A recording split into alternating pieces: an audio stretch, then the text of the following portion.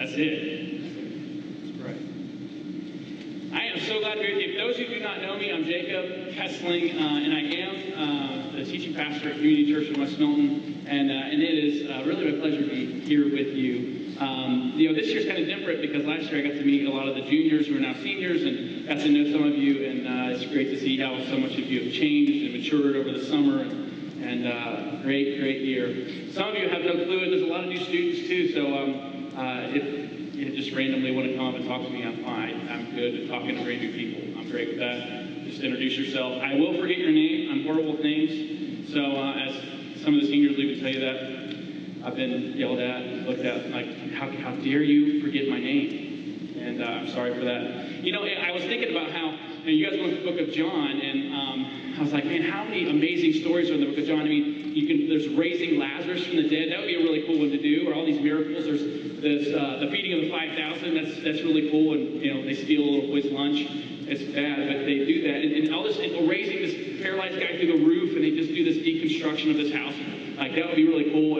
I got the woman well. And here's the thing, you hear people say, well, we hear, that's kind of a women message. And so I have been so dramatically impacted by this story. I'm really, it's a privilege to be able to preach from this text in John chapter 4. If you brought your Bibles, I would love to read through it first and then just kind of dig in, if you would, with me. I think the text will be up on the screen. I'm reading from the New International Version.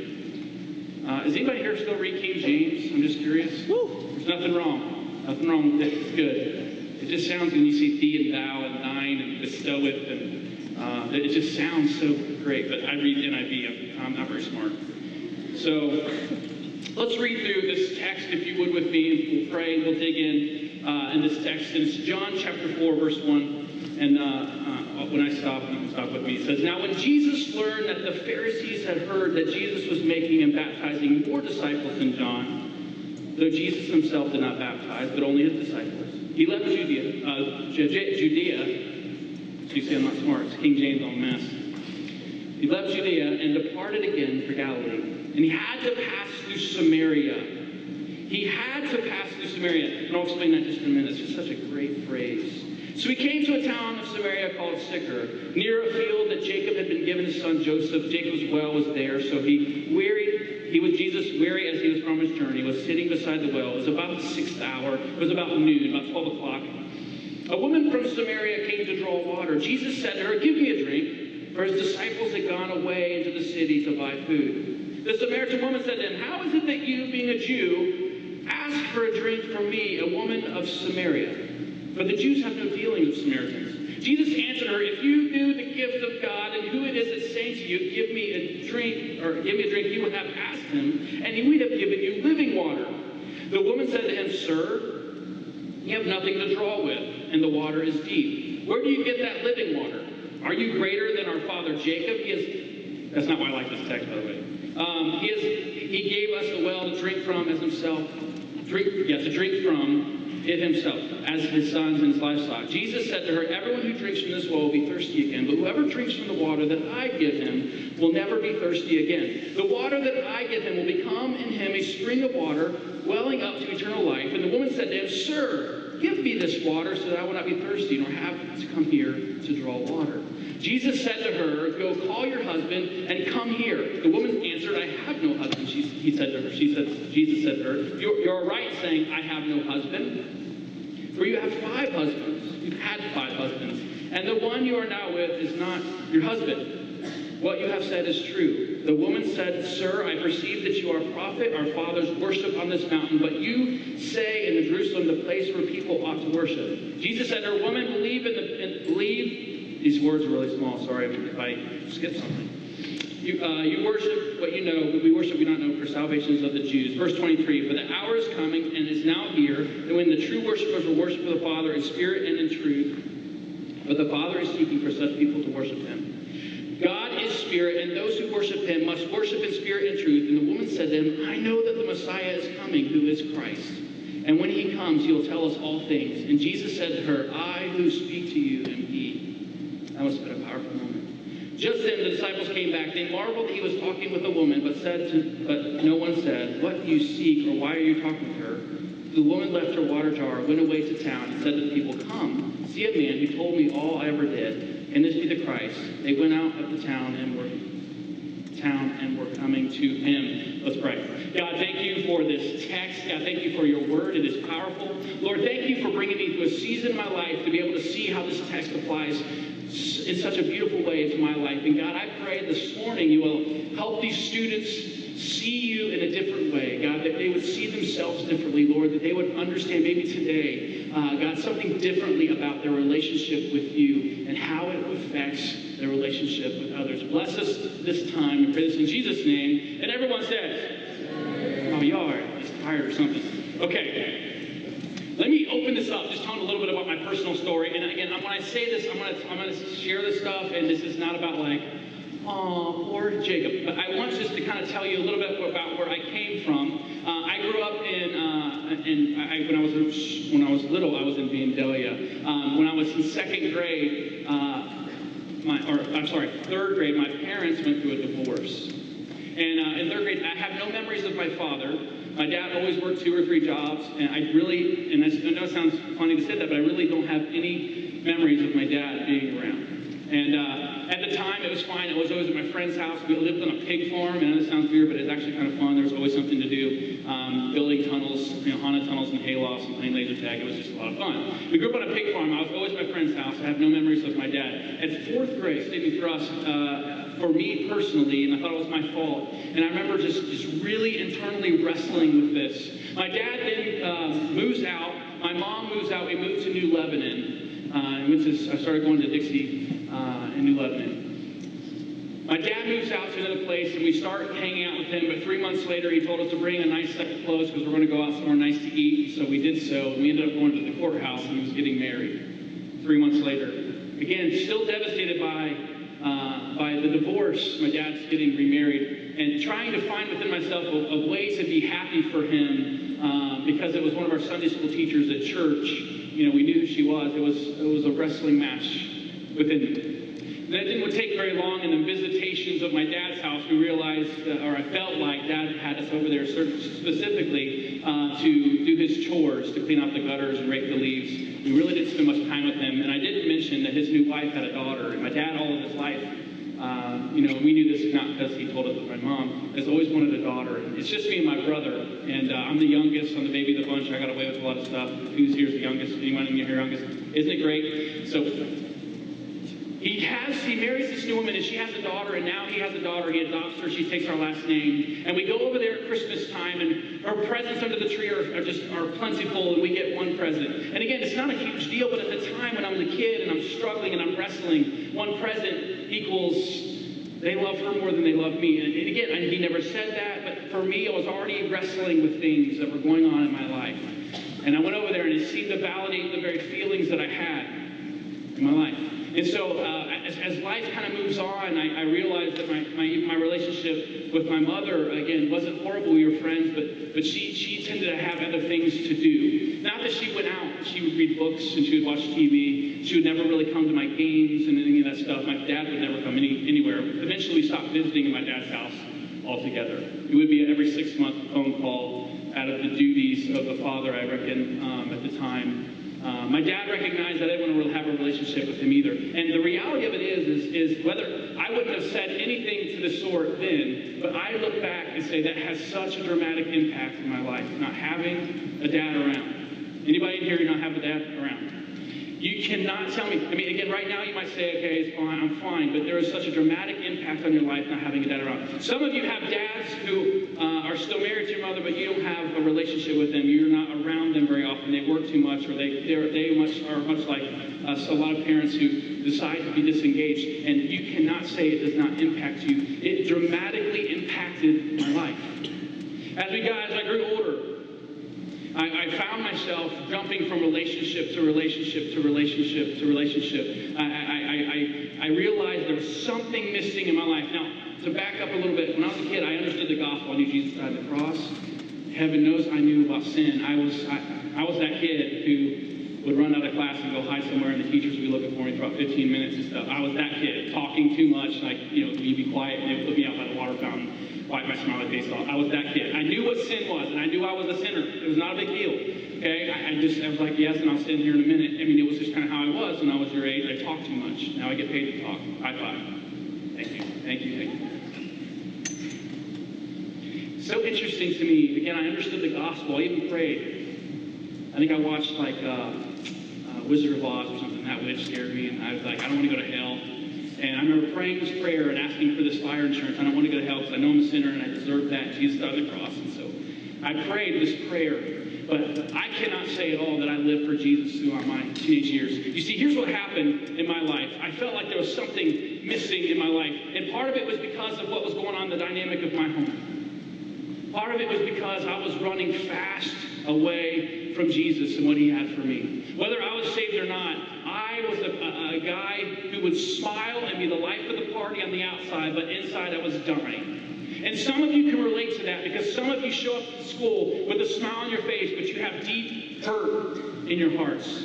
I've talked to some of you. I've talked to youth all over the place, whether it's in my youth group, out youth group, and what I'm finding is that most of you have secrets that if you feel like someone else knew, they would reject you. They wouldn't want anything to do with you. They'd no longer be your friends. And so you show up with a smile on your face. This is much like me. There was something that was going on in my life that I was extremely sad and hurt. There was a void in my heart that somehow these relationships I thought would fill it. And what happened was, and this is kind of a cup. I'm going to symbolize this as Jacob's life. And I have water here. So I would fill it up. So I would go, don't worry about the stage. It'll get dry later. So in my life, if you gotta go to the bathroom, it's right out there. All of my life, I would go to parties, and at the party, I would feel awesome, where you do whatever, you get in another relationship, you're like, woo, my life's full, I'm happy. But the problem with it is, I'd go to sleep, I'd wake up, and I'd be empty again. The problem with this process in your life is that you continue to find something else to fill this void in your life, and it's full, and you think, this is it, this is the greatest thing ever. I found the man of my dreams, I got the woman of my dreams. This is new, this is fulfilling me, this is everything I ever hoped for. We're getting married, we're engaged. And the problem with it is that at the end of the day, or at the end of the week, or at the end of the month, you find yourself empty again, and you realize, man, okay, that's not it, what else is it? So I spent my childhood years chasing after relationships and relationships. Got introduced to drugs, and that seemed to do great for the evening.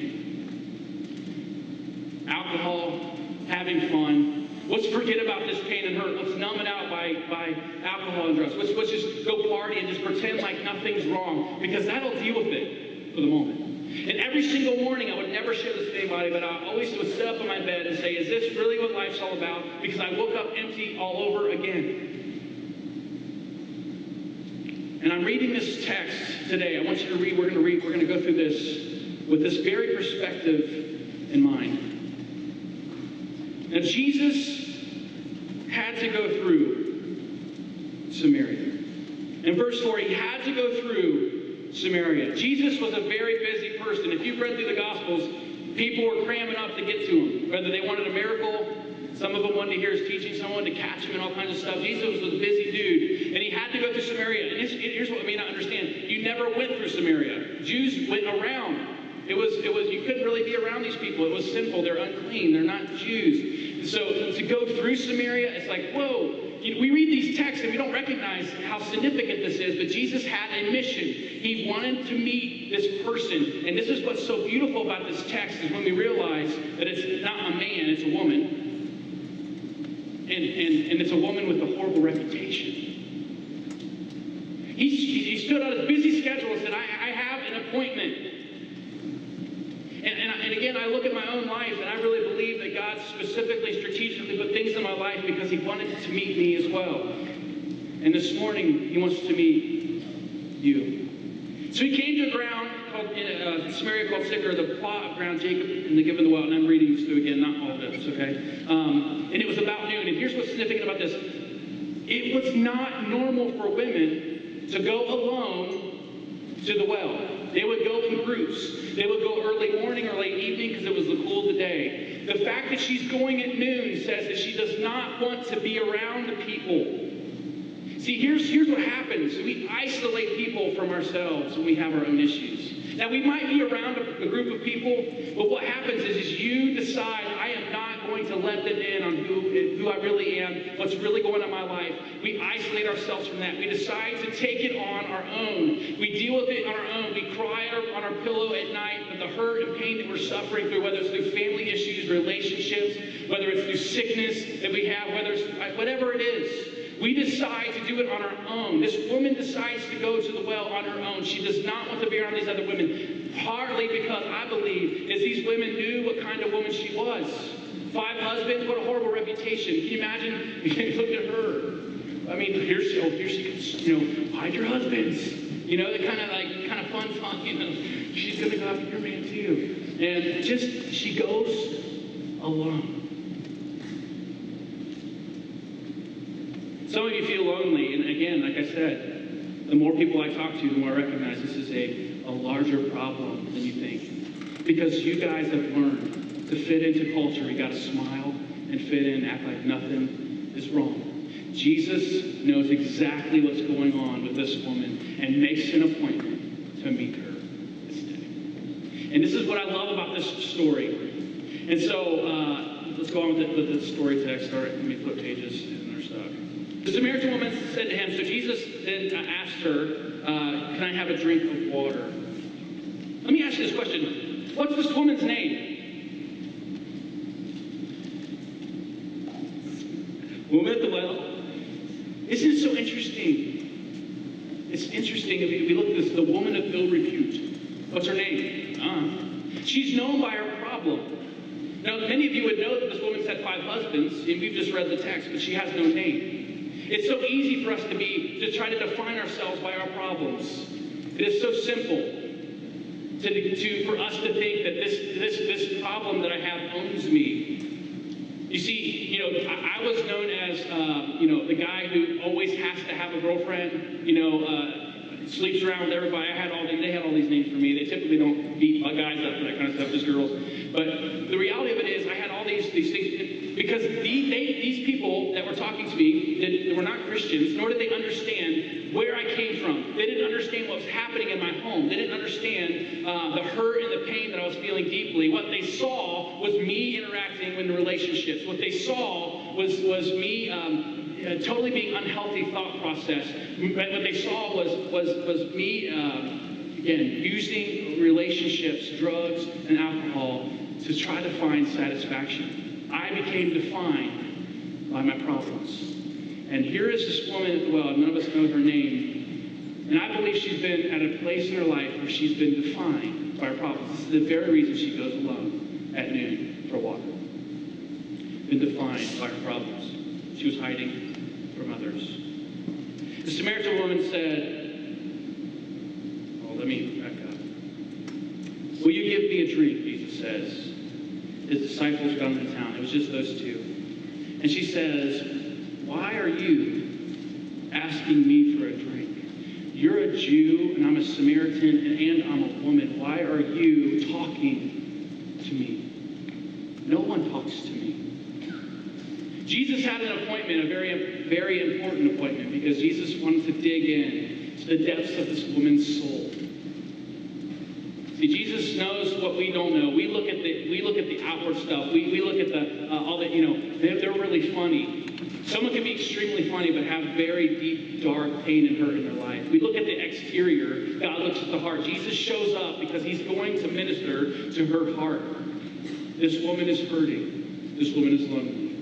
And he's going to show up and talk to her. The Samaritan woman says, why are you talking to me? Jesus says, if you knew the gift of God and who it is to ask you for a drink, you would have asked him and he would have given you living water. And she says, you have nothing to draw with and the well's deep. She thinks he's talking about water. And I love what's going to happen here in the text. And I hope I can bring in a flight to it where you really can get it. You have nothing to draw with. And Jesus says this, everyone who drinks this water, everyone who drinks this physical water, everyone who drinks of this will be thirsty again. How many in here are hungry? Did you eat breakfast?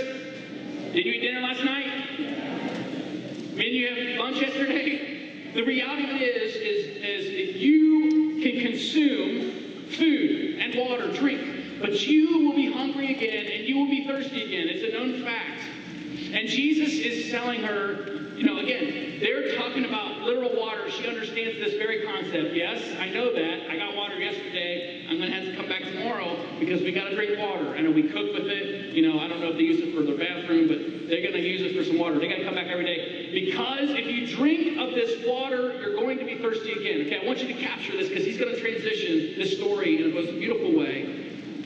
He says, the water I give you, if you drink of it, you'll not thirst again.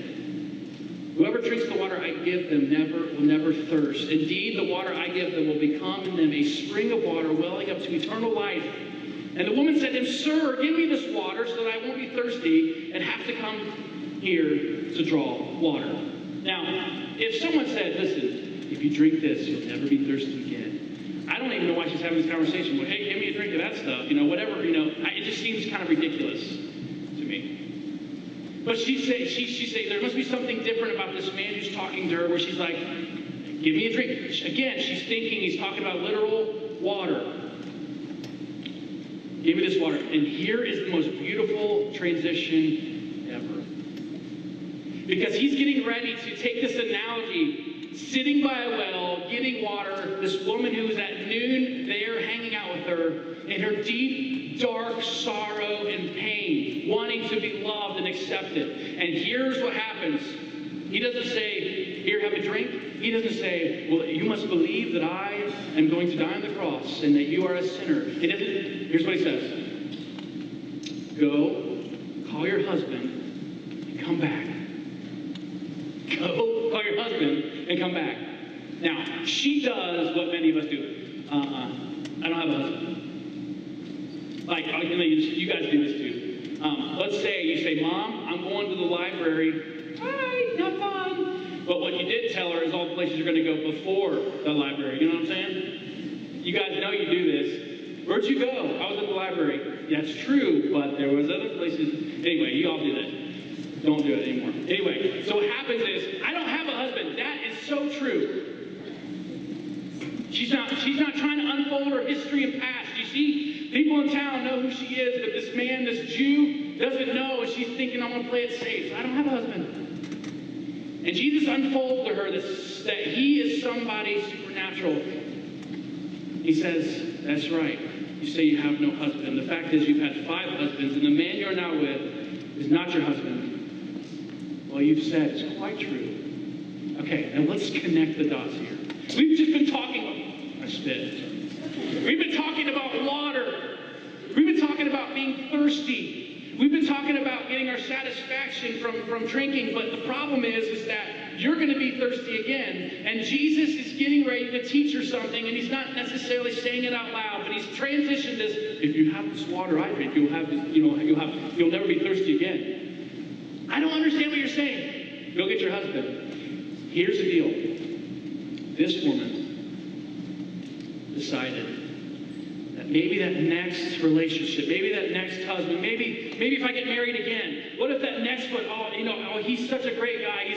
Maybe this next one, I have this emptiness in my life, and if I just find, that didn't work out, so, but maybe this next one, he's such, he's way better than that one, and he's smart, and he has good money, that didn't work, I'm empty. And Jesus is getting ready to unfold her to say, that next relationship that you're in right now, and you're getting ready to marry him to, your 6th one, you need to understand he's not going to fill your cup either. That next relationship you guys might get in, he's not intended to do that either. That next drug that you think is somehow going to fix, or that party, or if I could just get in that group of friends, or if I was just as athletic as them, or if I could, if I was a little bit smarter, or if I got better grades, or maybe if I could, it's not going to fill your cup. I spent my whole high school life chasing after the things I just swore it would work. Because it felt good for just a little bit. But I found myself empty again. And Jesus is transitioning his conversation with this woman because he wants her to understand that he is the only thing that will ever satisfy. That he is the only thing that if she drinks of him, if she takes in what he offers her, she'll never thirst again. That somehow, if she decides to surrender, she decides to drink what Jesus has for her, she will now have the capacity to have a great relationship. She will now have the capacity to forgive and restore the broken relationships and friendships with the people around her.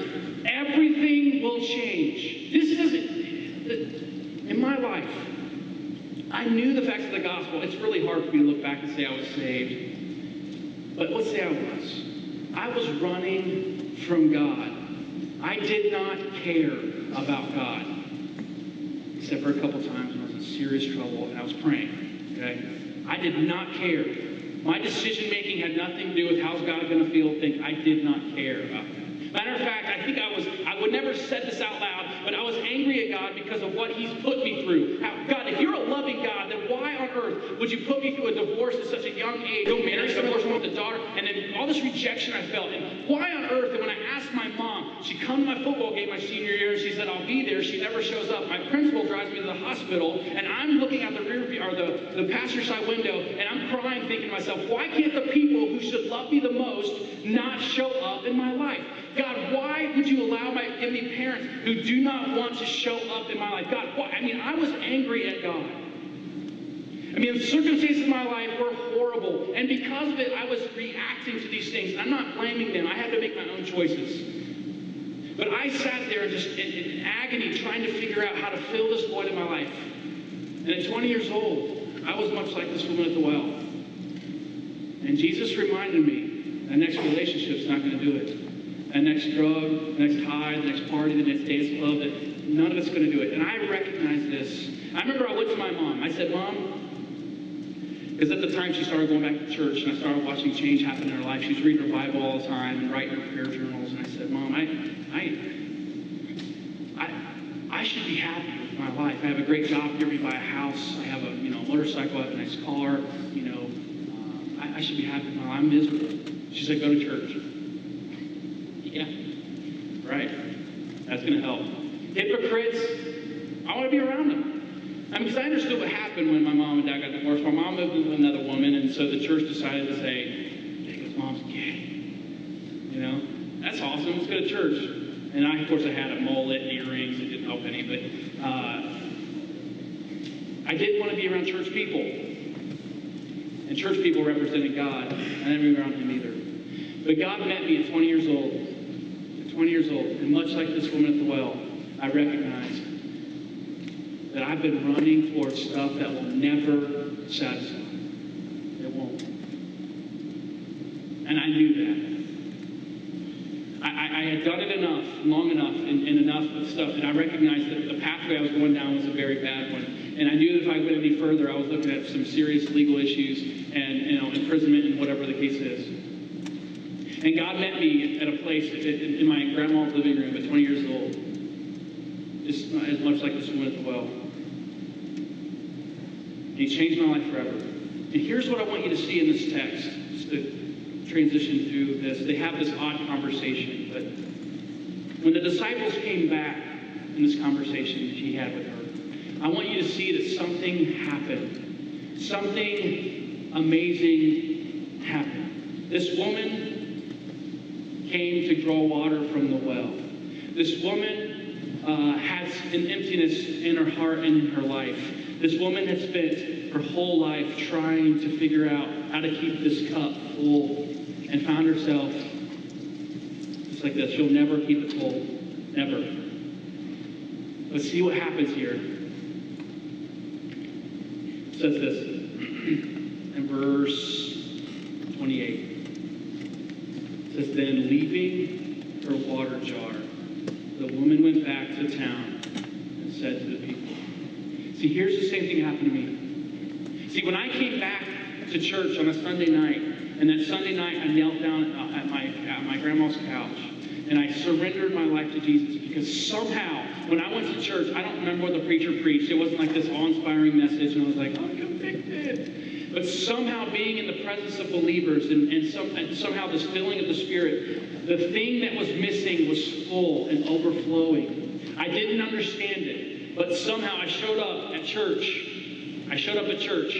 And I walked out and I recognized that it's different. There's something different. There's something that's not leaking out. This actually is, this is what I've been looking for. It's not the temporal stuff. This is what it doesn't make any sense. And if everyone asks me, I'm like, I can't explain it. I thought it was dumb too, but I was like, you know what? I've tried everything else. I want to give this a try. And Sunday night I left church and I realized, man, I am full. I am full. And I remember I knelt down at the couch and I said, God, I don't know how you could ever try to start to save me, forgive me. I have done nothing but run away from you. I've hurt you. I've hurt people. I've taken things from people. I've stolen. I've broken houses. God, I've done all kinds of stuff I should have never have done. And yet you're chasing after me. Why? There's good people out there. Why me? Why would you come after me, God? Why? The same reason he met this woman, that everyone else is rejected. That everyone, he took the most unlikely person, and I'm not saying I'm the most unlikely person, but I took an unlikely person, and he decided to show up in my life on a Sunday night and to tell me the very same thing. Jacob, that stuff you're chasing after is never going to satisfy. That next girl you're pursuing, because I was engaged at 18 years old. I got engaged at 20 years old. I got engaged again at 21. And I don't mind sharing that story. And the fourth engagement was actually my wife. But I had a serious problem, and I thought somehow a relationship was going to fill it. And God said, it won't work. And without Jesus filling my life, I wouldn't have the capacity to love my wife and have a great relationship with her, because I would continue to try to have somebody keep pouring. Some of you have friends like that.